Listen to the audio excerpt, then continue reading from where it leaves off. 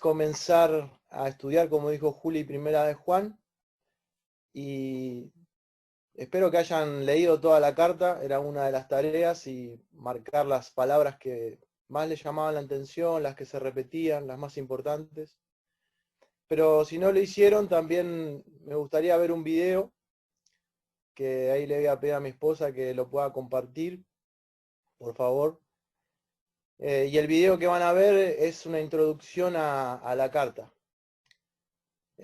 Así que bueno, presten atención y vamos a poder entender, digamos, lo que sucedía alrededor de la carta, que es importante para entender después lo que estudiamos.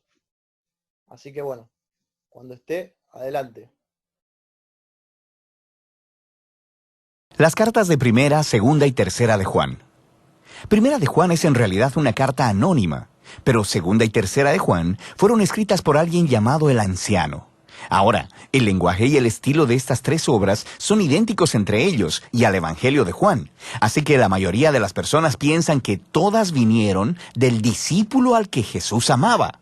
Ese podría ser Juan, el hijo de Zebedeo, uno de los 12 apóstoles, o podría ser otro Juan que estaba entre los primeros discípulos de Jesús, conocido como Juan el Anciano.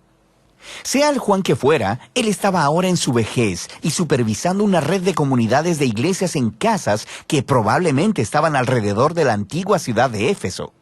Ahora, por las pistas dentro del Evangelio y de estas cartas, parece que estas comunidades estaban formadas en su mayoría por judíos seguidores de Jesús, quienes habían recientemente pasado una crisis que motivó a Juan a escribir estas cartas. Él menciona que un grupo de personas se han separado de estas iglesias. Estos ya no reconocen a Jesús como el Mesías de Israel o como el Hijo de Dios, y están levantando hostilidad entre aquellos que permanecieron fieles en las iglesias. De hecho, Segunda y Tercera de Juan abordan claramente este conflicto. Segunda de Juan es una advertencia a una iglesia en una casa en específico. Habían personas que negaban a Jesús. Juan las llama engañadoras y probablemente vendrían buscando validación o apoyo, y la comunidad de esta iglesia no debe ofrecérselos. Tercera de Juan está escrita a un miembro de una de esas iglesias en casas, un hombre llamado Gayo, y el anciano le pide que reciba a misioneros legítimos que llegarán pronto. Él tiene que decirle que lo haga, porque el líder de esta comunidad de iglesia, Diótrefes, está actuando como un idiota y está rechazando a cualquiera que esté asociado con Juan el anciano. Y así, estas cartas nos dan un panorama de la tensión y el conflicto a los que Juan se enfrentaba en estas iglesias. Y Primera de Juan fue escrita como una respuesta a todo esto, una especie de control de daños. El anciano asegura que Dios está todavía con aquellos que aún creen en Jesús el Mesías, mientras ellos permanezcan en la verdad.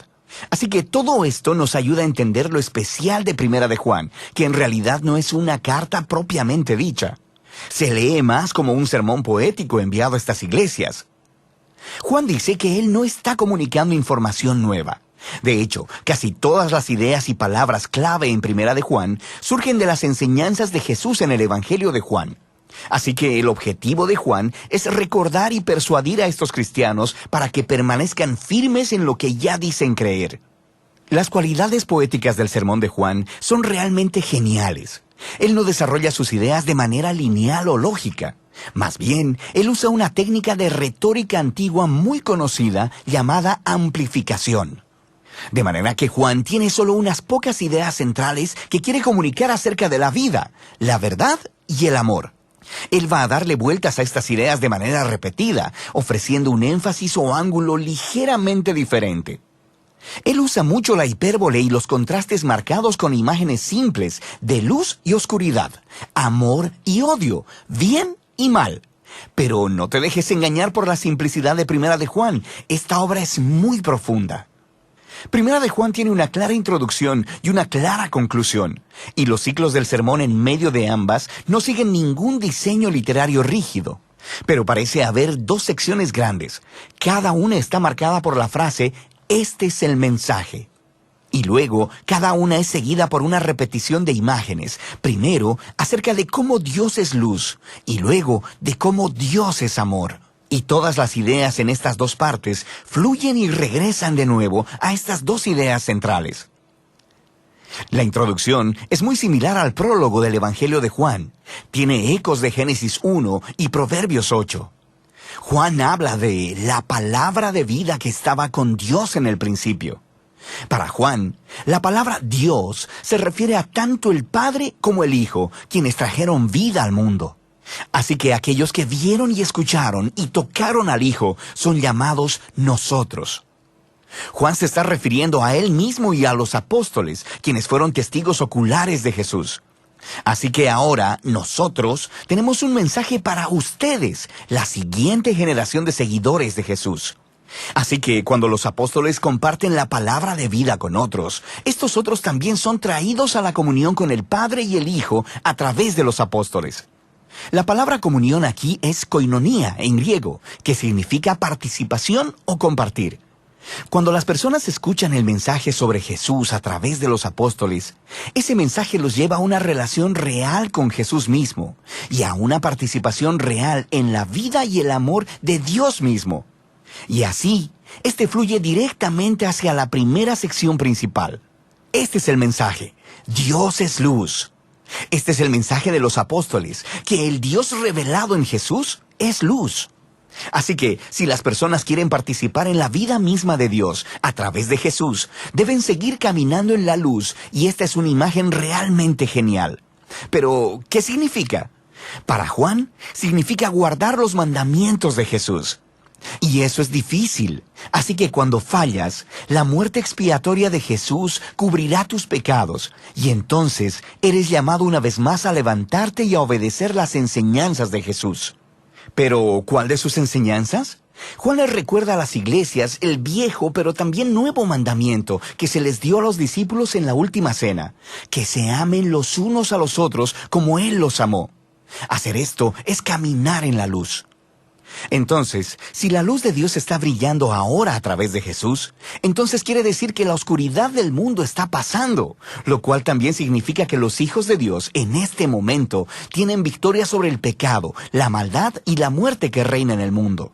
Así que eso lleva a Juan a retar a las iglesias: no amen al mundo porque éste también pasará. Él específicamente se está refiriendo aquí al orgullo y la corrupción sexual. Estos problemas probablemente estaban conectados con el conflicto que estaba sucediendo en las iglesias. De manera que esto lleva a Juan a advertir a las iglesias acerca de estas personas que han abandonado las comunidades y quienes niegan a Jesús como el Mesías. Juan les llama los antimesías y engañadores, pero está confiado en que aquellos que conocen la verdad acerca de Jesús son en realidad los verdaderos hijos de Dios. Y ellos son amados por el Padre y muestran que son parte de la familia de Dios cuando hacen justicia y cuando se aman los unos a los otros, a diferencia de los engañadores que están generando enojo, conflicto y división. Esta es la transición a la segunda sección principal del sermón. Este es el mensaje de los apóstoles, dice Juan, que Dios es amor. Por lo tanto, los hijos de Dios deben amarse unos a otros y evitar el odio. No sean como Caín de Génesis 4, dice Juan. Su odio le llevó a asesinar a su hermano. Pero para los cristianos, el amor se define como la entrega de tu vida como sacrificio por el bienestar de otros. Eso es lo que hizo Jesús, y cuando los hijos de Dios confían en ese amor a favor de ellos, son cambiados. Entonces Juan advierte una vez más acerca de los engañadores. En esta ocasión los llama falsos profetas. Cuando ellos niegan que Jesús es el Mesías, aparentan que están hablando por parte de Dios. Pero Juan les dice que prueben los espíritus. Si alguien dice hablar por parte de Dios, pero no se enfoca en Jesús como el Hijo de Dios crucificado, estos no están hablando de parte de Dios, dice Juan. Los verdaderos hijos de Dios centrarán toda su vida en el Jesús crucificado y resucitado, porque es ahí donde el corazón de Dios se revela verdaderamente. En la cruz vemos que Dios es completamente un ser de amor sacrificial, y ese amor es lo que mueve a los seguidores de Jesús a amar a otros de la misma manera. Y cuando las personas conocen a este Dios de amor, eso les quita el temor y la angustia para siempre. Esto es parte de lo que Juan quiere decir cuando habla de tener victoria sobre el mundo. Cuando te das cuenta de que Dios te ama tanto, que está loco por ti, a pesar de tus fallas y fracasos más profundos, ese amor se convierte en algo que ancla tu vida completa. Este amor es resultado de confiar en el Jesús crucificado. Llega por medio de confiar en el testimonio de Dios sobre Jesús, dado por el Espíritu. Y es lo mismo que confiar en el mensaje de los apóstoles acerca de Jesús. Y cuando el amor de Dios te atrapa, abre la vida eterna. Una vida llena de la presencia, la vida y el amor de Dios mismo, la cual empieza ahora y continúa por la eternidad. Así que esto lleva a Juan a la culminante conclusión de su sermón. Él dice, y sabemos que el Hijo de Dios ha venido y nos ha dado entendimiento a fin de que conozcamos a aquel que es verdadero, y nosotros estamos en aquel que es verdadero, en su Hijo Jesucristo. Este es el verdadero Dios y la vida eterna. Ahora, si tu cabeza está dando vueltas después de escuchar esta oración y te estás preguntando, espera, ¿quién es aquel que es el verdadero? ¿Quién es el que da la vida verdadera? ¿Es Jesús o es Dios? Y la respuesta de Juan es, por supuesto que sí. Juan no conoce ningún Dios aparte de Jesús, y cuando él y los otros apóstoles encontraron a Jesús, descubrieron que el Dios que nos ama tanto ha elegido no existir sin nosotros, a pesar de nuestros fracasos. Y este Dios es tan sorprendente y tan inesperado que las palabras finales de Juan son que nos mantengamos alejados de los ídolos. Esto es, que resistamos la tentación de rehacer este sorprendente Dios a nuestra imagen. Conocer a Jesús es conocer al Dios del amor creador y centrado en el otro. Este, dice Juan, es el único Dios verdadero. Y de eso se tratan las cartas de Juan. Mucha información, ¿no? Espero que no se hayan mareado. Pero si lo quieren ver nuevamente, están muy buenos estos videos para ver toda la carta y de manera rápida. Obviamente que después para poder profundizar hay que meterse pasaje por pasaje. Pero la idea era que pudieran entender qué estaba sucediendo y por qué Juan escribe lo que escribe. Entonces vamos a ir a Primera de Juan, capítulo 1, versículos del 1 al 4.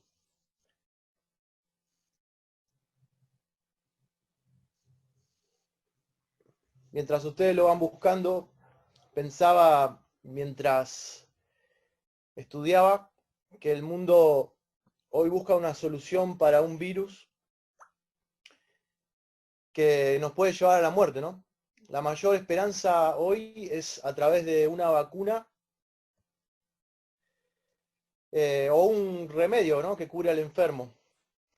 Se está probando hoy en los seres humanos algunas de estas soluciones para ver si funcionan en la realidad. Incluso la felicidad, pensaba yo, de muchos depende de esto, depende de si hay una solución para este virus. Ahora, me gustó una frase que leí hace unos meses atrás. Dice, el hombre cree que el peor virus de la historia de la humanidad es el coronavirus, pero hay un virus peor que ha matado a millones en la historia de la humanidad, y ese virus se llama pecado. Obviamente esto es una ilustración porque el pecado no es un virus, sino la desobediencia del hombre a Dios. O como Juan escribe en esta carta, el pecado es infracción a la ley de Dios. Ahora, lo cierto es que Dios ha diseñado un plan perfecto desde antes de la creación de este mundo para solucionar este virus, entre comillas, o el gran problema del hombre llamado pecado, que trajo la muerte espiritual de todos los hombres.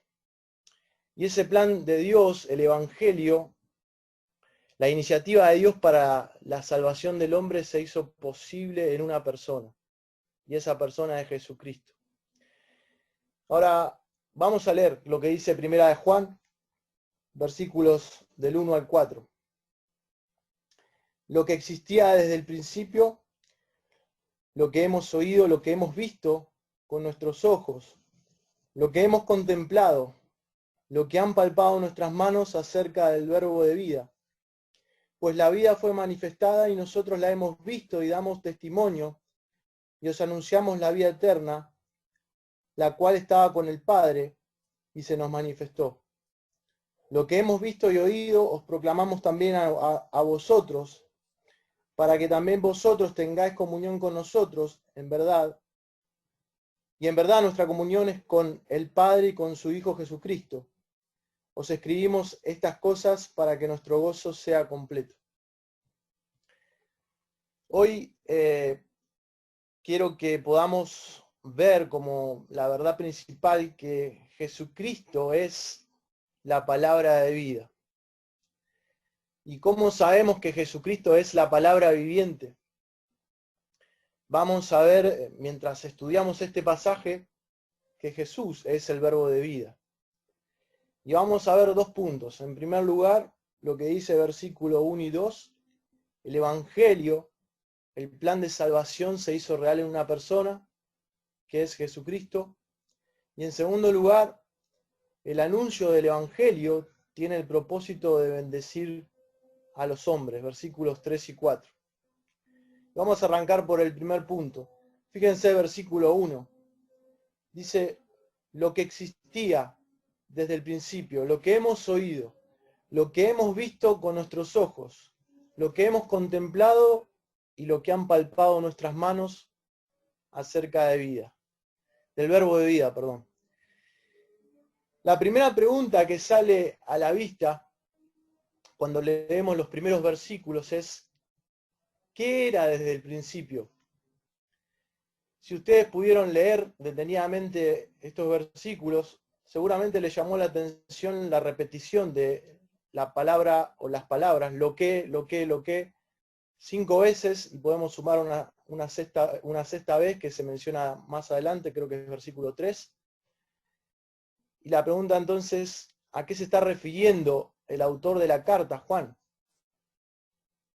Noten que dice lo que era. Y eso está hablando de algo y no de alguien, sino diría el que era. ¿Y a qué se está refiriendo Juan? ¿A qué se está refiriendo con lo que era desde el principio? Bueno, se refiere a un mensaje. Y este mensaje es el Evangelio.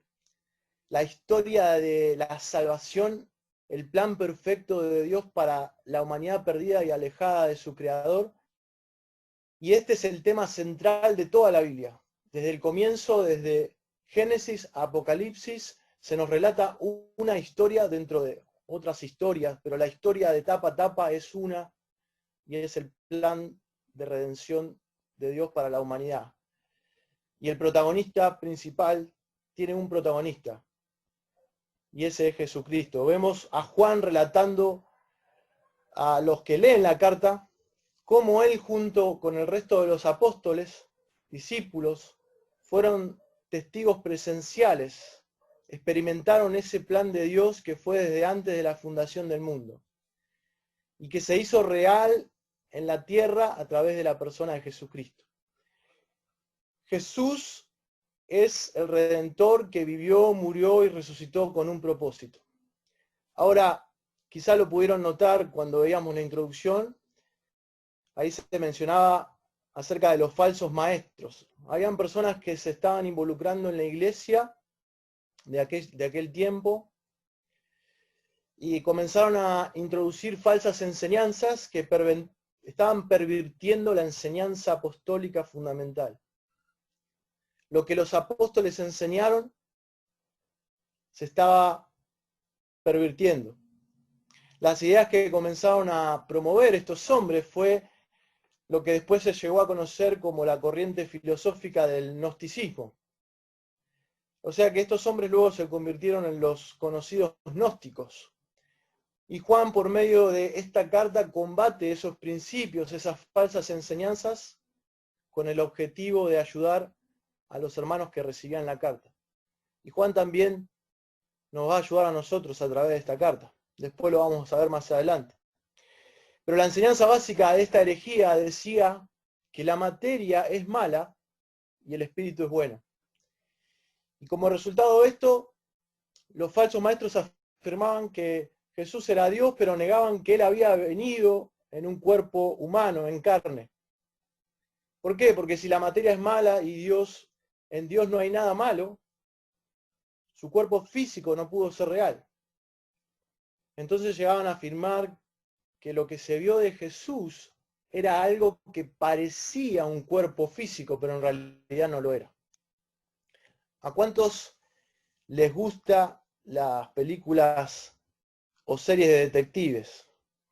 A mí me encantan. Mi esposa sabe muy bien esto. Generalmente en este tipo de películas lo que se intenta es resolver un crimen y los detectives comienzan a buscar lo que se llaman pruebas o testimonios de testigos del crimen para demostrar una hipótesis acerca de cuándo, cómo y quiénes cometieron el hecho o el crimen. Y lo que tratan de hacer es, a través de eso, mostrar que esa hipótesis es cierta y se puede comprobar. El objetivo final es llegar a la verdad para luego hacer justicia. Es lo que en el idioma jurídico se conoce como el hecho probatorio.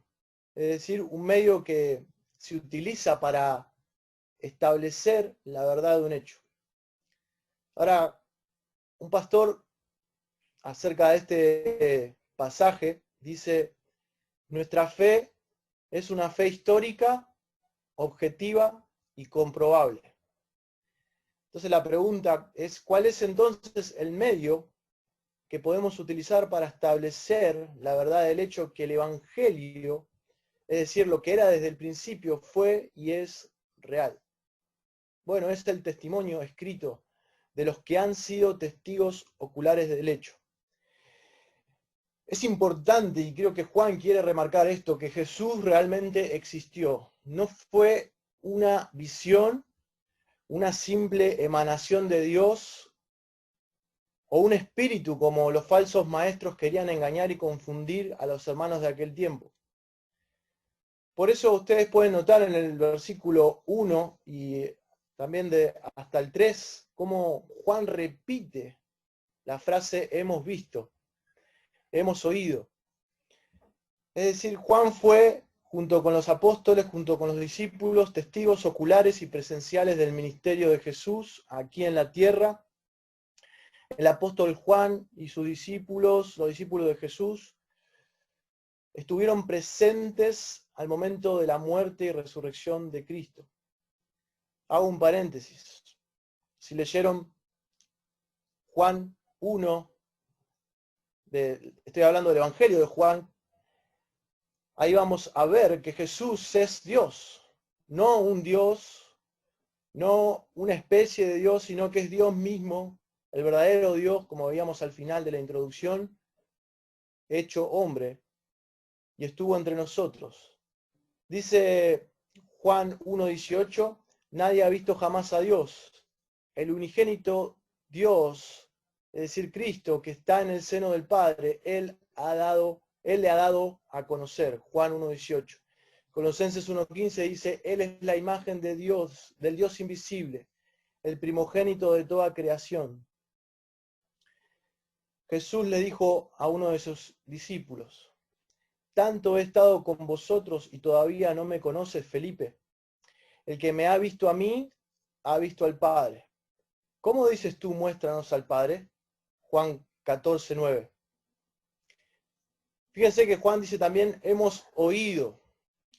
Juan no solo dice que lo vieron, sino que también oyeron sus palabras. Los 3 años que Jesús compartió con sus discípulos, escucharon sus enseñanzas, no solo vieron al mismísimo Dios, sino que el altísimo y el eterno Dios pudo ser oído por los hombres. Por ejemplo, recuerdan cuando estudiamos Mateo 5, el Sermón del Monte, Jesús le enseñaba a aquellos que le seguían y podían escucharle. Era Dios mismo hablándole a los hombres. Y luego dice Juan y agrega, hemos contemplado, porque contemplar no es lo mismo que ver. Ver sería solo mirar algo que físicamente está presente, como cuando vemos un perro y decimos, ahí veo un perro, mirá. O vemos en una esquina ahí hay un auto. Pero contemplar es cuando uno aprecia algo que lo ve hermoso y que no nos basta solo con una simple mirada. Por ejemplo, cuando viajamos y podemos ver la creación de Dios y vemos un paisaje, ahí es cuando lo contemplamos. Pero ¿qué había pasado con los apóstoles, con los discípulos? Ellos contemplaron que en la humanidad de Jesús, Dios hecho hombre, se hizo posible dar vida a todo aquel que cree en Él. Todo aquel que cree en su muerte, su resurrección y su exaltación, que hizo posible dar vida a aquellos que están muertos en sus delitos y pecados. Samuel Pérez Millo, un teólogo, dice: aquellos a quienes se refiere el apóstol vieron a Jesús con los ojos físicos. Y fue también una apreciación admirable para sus espíritus. ¿Qué está diciendo Pérez Millo? Dice que con los ojos del alma entendieron que Jesús era Dios manifestado en carne. Eso lo pueden ver en Mateo 16:16 y en Juan 1:14. Y luego, por último, Juan agrega: han palpado nuestras manos. Es probable que Juan esté recordando un suceso muy impresionante en el que Jesús se aparece a los discípulos resucitado.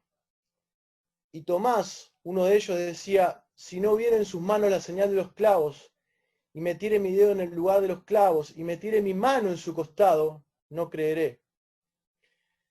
Cuando Jesús se le apareció a sus discípulos, le dijo a Tomás: pon aquí tu dedo, y mira mis manos, y acerca tu mano, y métela en mi costado, y no seas incrédulo, sino creyente. Esto está en Juan, capítulo 20, 24 al 29. Entonces dice: Tomás respondió y le dijo: Señor mío, Dios mío. Chicos, es importante que entiendan que Jesús resucitó entre los muertos en el cuerpo, no era un espíritu o un fantasma. En su vida aquí en la tierra vino en carne, vivió en un cuerpo real como nosotros, pero su vida fue distinta a la nuestra. Su vida fue perfecta, sin mancha, sin pecado. Y luego su cuerpo fue clavado en la cruz, resucitó al tercer día en un cuerpo real y se apareció delante de los discípulos. Entre ellos Juan, el que escribe. Juan cierra diciendo que lo que oyeron, vieron, contemplaron y tocaron con sus propias manos es el verbo de vida.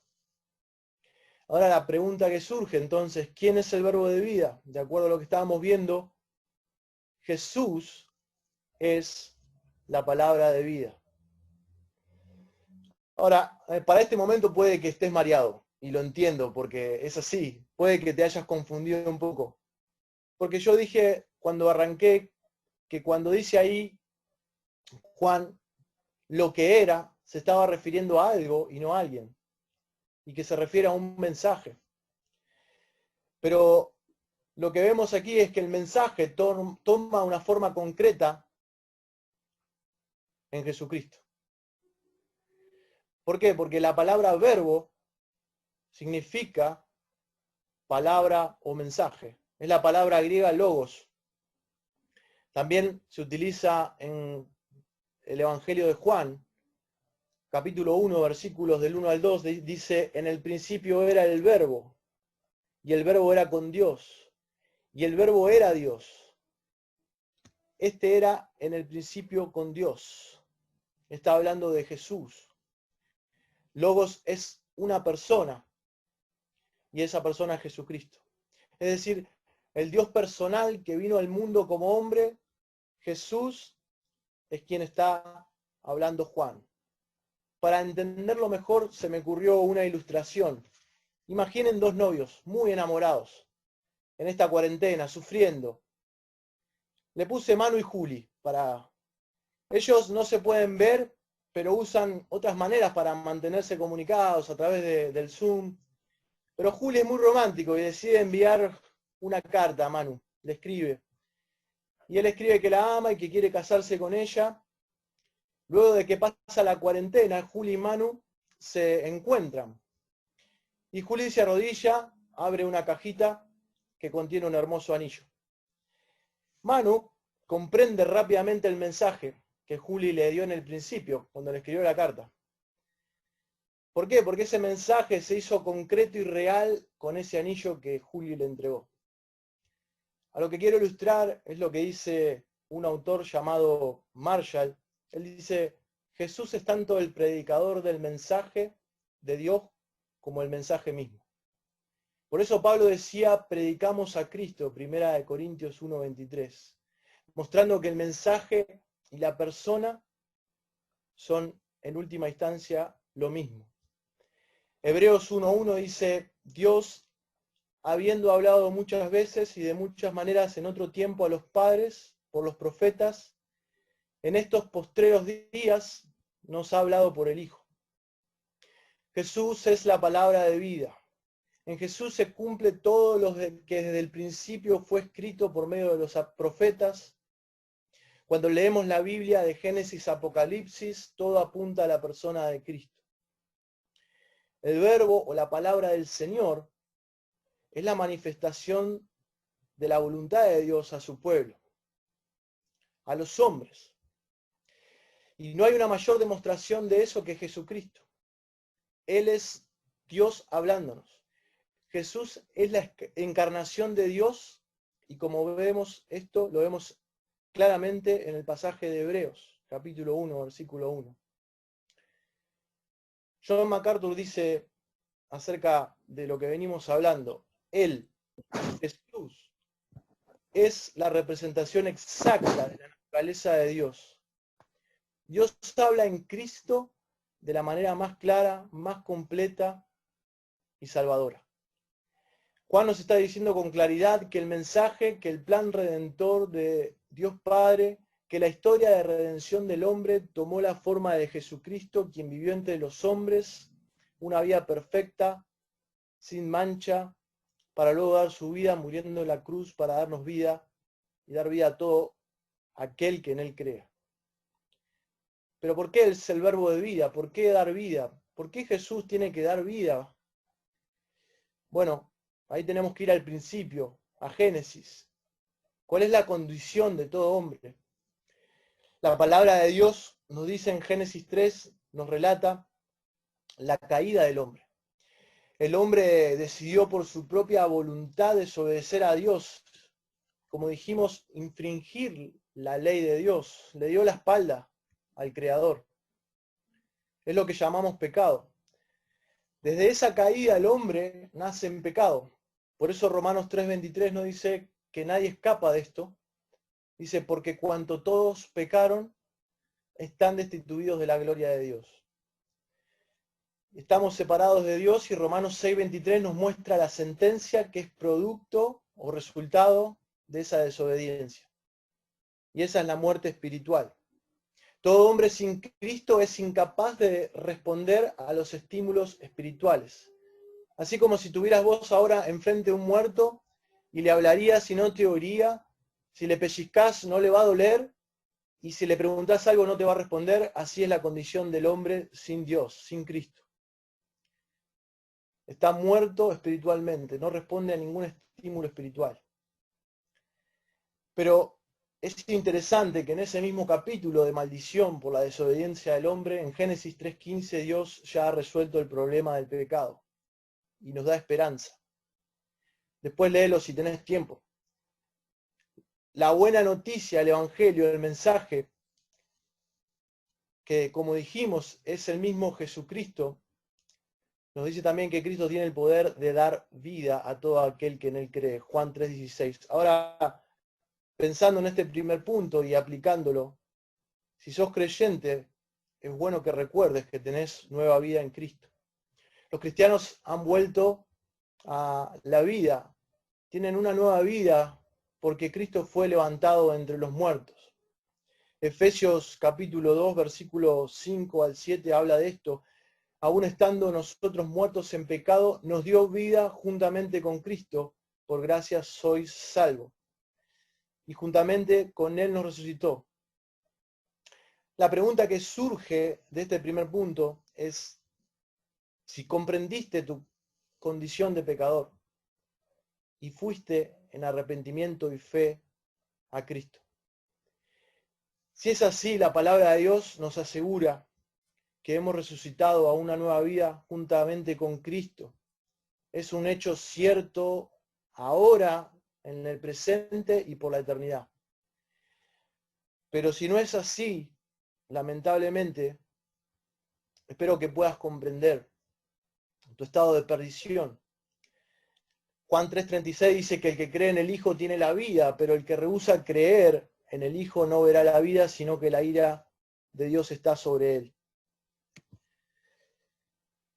Podés poseer vida física, pero carecer de vida espiritual.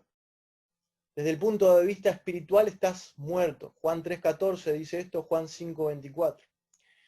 La verdad es que Juan está remarcando que Jesús es la fuente de vida espiritual. Aquellos que creen en Él pasan por una experiencia espiritual, resucitan de la muerte espiritual y comienzan a tener vida espiritual. Y esa vida es eterna. ¿Qué significa la vida eterna? ¿Qué significa que el hombre tenga vida eterna? Bueno, es una eternidad junto a Dios. Significa que al momento de morir, porque todos vamos a morir físicamente, la vida del creyente va a continuar con un cuerpo resucitado. Y tenemos que darle gloria a Dios por eso, que tenemos vida eterna en Cristo. Fíjese, versículo 2 dice, pues la vida fue manifestada. Y nosotros la hemos visto y damos testimonio y os anunciamos la vida eterna, la cual estaba con el Padre y se nos manifestó. Juan ahora vuelve a repetir lo que nos venía hablando, pero agrega algunos detalles más de la palabra de vida de Jesucristo. En un momento de la historia, hace más de 2000 años, la palabra de vida se hizo visible. ¿Cómo? Bueno, Juan, el Evangelio de Juan, capítulo 1, versículo 4 dice, en él, Jesús, estaba la vida, y la vida era la luz de los hombres. Juan 1:14 dice, y el verbo se hizo carne y habitó entre nosotros y vimos su gloria, gloria como del unigénito del Padre, lleno de gracia y de verdad. Él es la vida eterna. Él es poseedor de ella. Juan 11:25 y Juan 14:6 dicen esto. Y Él la otorga en gracia a quienes creen. Fíjense como dice, ¿no? Juan 11:25, Jesús dijo, yo soy la resurrección y la vida, el que cree en mí, aunque muera, vivirá. Juan 14:6 dice, Jesús le dijo, yo soy el camino, la verdad y la vida. Nadie viene al Padre sino por mí.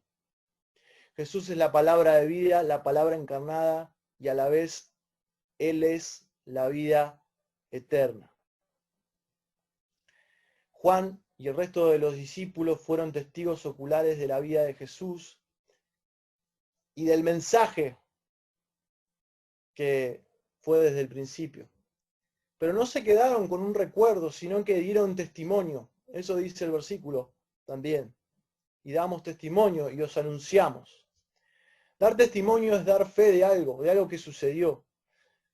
Como uno es testigo de un hecho y después lo cuenta. Por ejemplo, alguien podría decir, yo estuve presente en la final Boca River en Madrid, y esa persona te cuenta lo que pasó. Para algunos mejor no recordarlo, pero esa es la idea. Y el verbo principal es el que sigue, anunciar. O creo que tienen algunos, la otra versión, la Reina Valera, dice proclamar. Y anunciar es informar, dar un reporte. Y eso es el anuncio del Evangelio. Es dar un reporte de buenas noticias. El ministerio de Juan y de los discípulos, los apóstoles, tal como se los encomendó el Señor Jesucristo, es el anuncio de la vida eterna que Jesús promete a quienes creen en Él. Miren lo que Juan dice al final de la carta, de esta carta que estamos estudiando. Primera de Juan 5, del 11 al 12, dice, y este es el testimonio, que Dios nos ha dado vida eterna, y esta vida está en su Hijo. El que tiene al Hijo tiene la vida, el que no tiene al Hijo de Dios no tiene a la vida. Ahora pregunto, ¿comprendiste quién es Jesucristo? ¿Comprendiste lo que ha hecho Él por la humanidad que está muerta en sus delitos y pecados? Juan escribe la carta con el propósito de recordar quién es Jesús. Porque no es posible anunciarle o darle la esperanza a una persona que va a tener vida eterna y desconectarlo de aquel que es la vida eterna de Jesucristo, el verbo de vida. Juan nos deja bien en claro que Jesús es la fuente de la vida eterna y que la proclamación, el anuncio del Evangelio debe ser centrado en Cristo, cristocéntrico. Solo en Cristo es posible la eficaz salvación, el rescate de la muerte eterna, del alma de la muerte eterna. De manera que el testimonio de la vida eterna para quien cree está vinculado íntimamente con depositar la fe en el verbo de vida. Y por último, en el segundo punto, y este va a ser más corto, no se preocupen, el anuncio de este evangelio, que lo vemos en versículos 3 y 4, tiene el propósito de bendecir a los hombres. Dice Juan, lo que hemos visto y oído os proclamamos también a vosotros. Y observen que dice, ¿para qué? Para que también vosotros tengáis comunión con nosotros. Y en verdad nuestra comunión es con el Padre y con su Hijo Jesucristo. La primera bendición que Juan escribe en versículo 3 es que el anuncio del Evangelio, el mensaje que fue en el principio de Jesucristo, hace posible que tengamos comunión con Dios y con nuestros hermanos en la fe.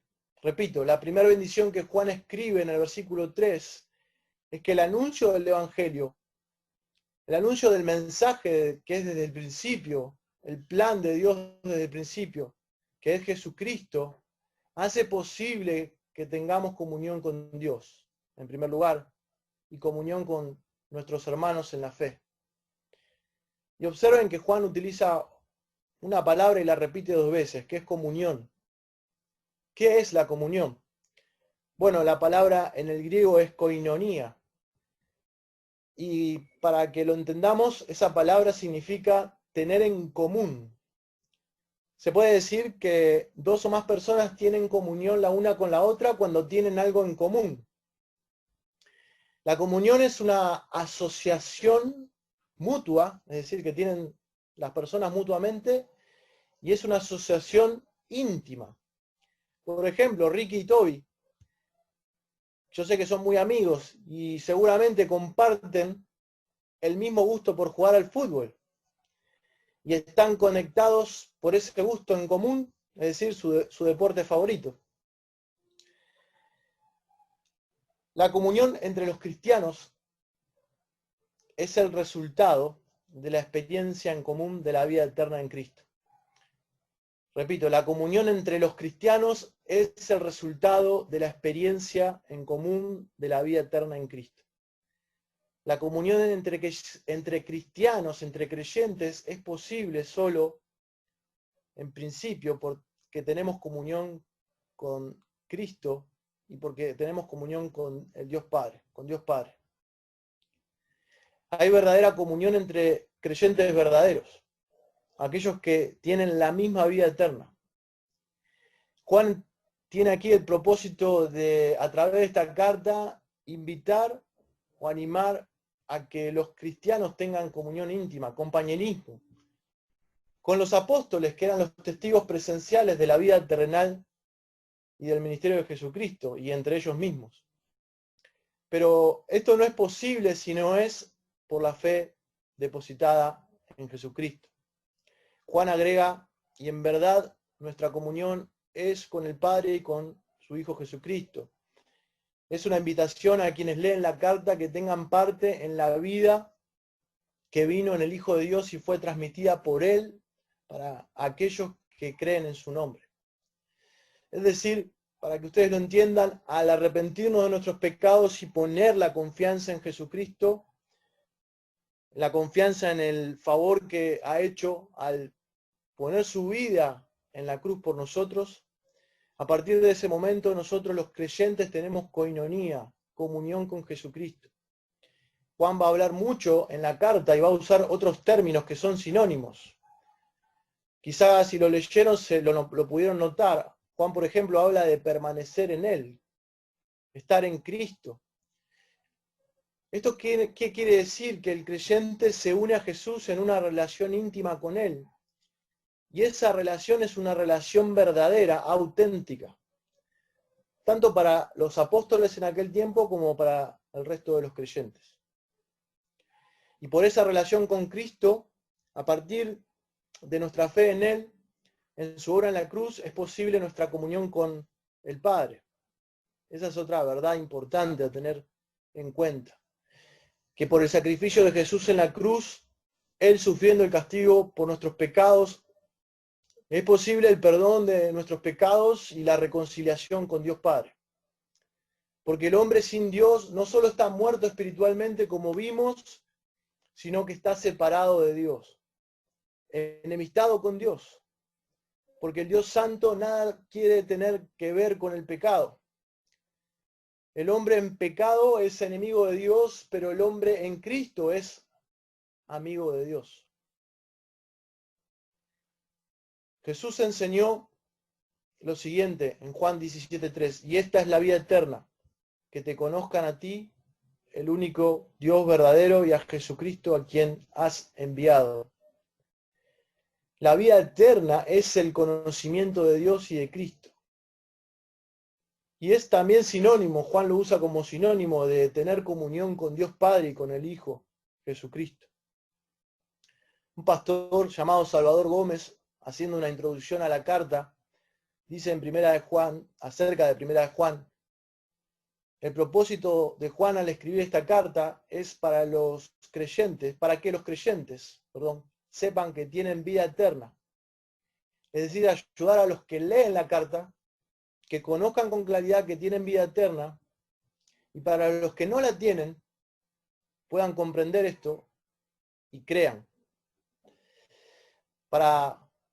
Como pregunta personal, la pregunta es si conoces a Jesús, si tenés una relación íntima con Él.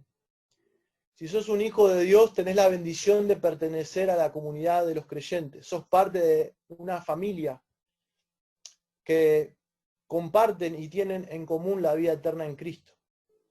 Una relación con Cristo y con Dios Padre. Los creyentes participan de la gracia de Dios, eso lo puedes ver en Filipenses 1:7, de los bienes espirituales en general con Jesucristo. Romanos 15:27 y 1 Corintios 1:9 dicen esto. Y por último, Juan agrega en el versículo 4, y ya termino, dice, os escribimos estas cosas para que nuestro gozo sea completo. La segunda bendición, que es consecuencia de la primera, de lo primero que veíamos, de la comunión con otros hermanos y con Cristo y con Dios Padre, la segunda bendición es y por la cual está escribiendo también Juan, es el gozo, tener un gozo pleno. La palabra gozo es alegría, felicidad. La comunión con Dios y con los hermanos es un motivo de gozo. Y Juan mismo, el que está escribiendo, se alegra y escribe esto porque la proclamación del mensaje puede producir comunión con Dios y entre los hermanos.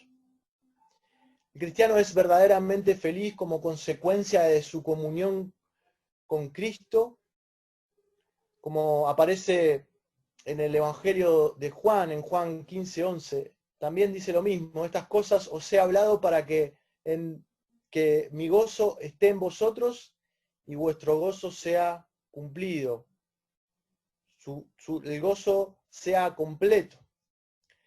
Para resumir estos dos puntos que vimos acerca de las bendiciones que nos nombra versículos 3 y 4, podríamos decirlo de la siguiente manera. El anuncio de las buenas noticias, del mensaje que es desde el principio, produce compañerismo y comunión en la vida eterna que compartimos, versículo 3. Y por último, esto es motivo de gozo en el camino de la vida eterna que el creyente inicia desde el momento que es salvo. Versículo 4.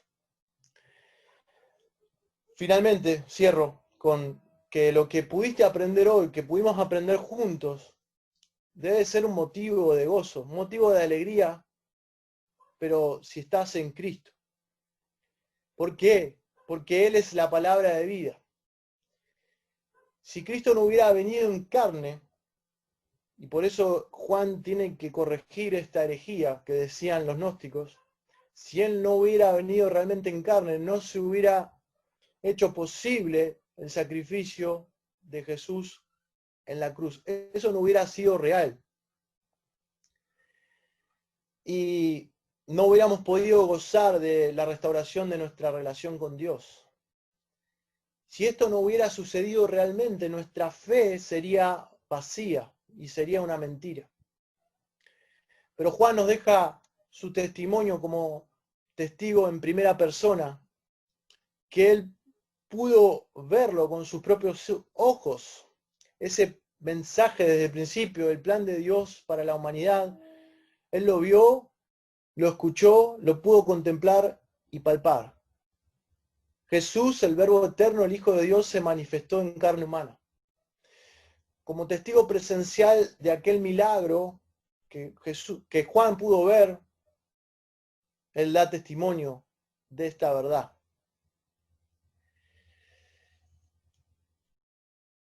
Y también lo hicieron los discípulos, los apóstoles. Lo que Juan anuncia es el mensaje de salvación. En los tiempos que Juan escribió había falsos maestros que ponían en duda esta verdad. Hoy podríamos decir que hay gente que no cree en Dios, que son ateos, o creen en otras cosas, en otros dioses, entre comillas. Se burlan de esta verdad y puede también que pidan evidencias sobre esto. Bueno, aquí Juan nos ha dejado evidencias, nos ha dejado él su testimonio, que él fue testigo de que la vida de Jesucristo fue real, se manifestó, se dio a conocer a los hombres, y esa vida fue llevada a muerte, que finalmente resucitaría, y la promesa de que todo aquel que en él cree, como el Hijo de Dios que puso su vida para pagar la deuda por nuestros pecados, no se pierda y tenga vida eterna. Ahora tengo que hablarle al resto, a aquellos que no creen. Si aún no has creído en este mensaje, te ruego, creo que es el deseo y a veces nos duele en el corazón. Queremos que vos puedas comprender este mensaje, que puedas reconocer que tus pecados te hacen culpable delante de Dios y merecedor del castigo. Y es un castigo, chicos, real también, eterno, en el lago de fuego, en el infierno. Un castigo que es justo porque es por nuestros pecados. Pero ahora queremos, y Dios llama, Jesucristo mismo llama a que te arrepientas, que vuelvas a Dios y confíes en la obra que Cristo Jesús hizo en la cruz. Jesucristo es la palabra de vida. Oramos. Señor, te doy gracias por este tiempo que pudimos estar estudiando tu palabra. Gracias por las verdades de tu evangelio. Realmente son verdades que en nuestra mente finita nos cuestan comprender muchas veces, pero te ruego que tú puedas obrar en nosotros para comprenderlas, Señor, a través de tu Espíritu. Te ruego para que aquellos que somos creyentes podamos en este tiempo alabarte y adorarte por lo que tú eres, por la persona de Cristo, por lo que ha hecho por nosotros y porque gracias a Cristo es posible para nosotros reconciliarnos contigo, poder tener una relación, una comunión contigo íntima y también disfrutar de esa relación para siempre, en una vida eterna, Padre. Gracias, Señor. Y te ruego por aquellos que aún no lo han comprendido, Señor, que puedan ir en arrepentimiento y fe a ti, Padre. Que puedan confiar en la persona, en Jesucristo, en aquel que es la palabra de vida. Gracias, Señor, en el nombre de Cristo Jesús, te pido estas cosas. Amén.